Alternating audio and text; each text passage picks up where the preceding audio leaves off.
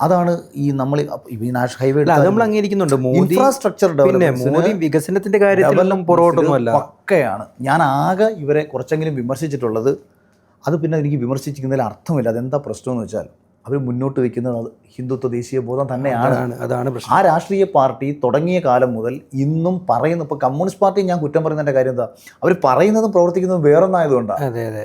ഇപ്പം നിങ്ങൾ മതേതരത്വം പറഞ്ഞു, പക്ഷെ ഇപ്പം നമ്മൾ കോൺഗ്രസിൻ്റെ കാര്യം കുറച്ച് മുമ്പ് സംസാരിച്ചു. അതെ അതെ. മതേതരത്വം പറഞ്ഞിട്ട് ജമാഅത്ത് ഇസ്ലാമിയെ കൂടെ കൂട്ടരുത്. 86-ൽ രാജീവ് ഗാന്ധിയാണ് ബാബറി മസ്ജിദ് ആദ്യം തുറന്നു കൊടുക്കാൻ പറയുന്നത്. തീർച്ചയായിട്ടും തീർച്ചയായിട്ടും. 89-ൽ ശിലാന്യാസം നടത്തിയത് രാജീവ് ഗാന്ധിയാണ്.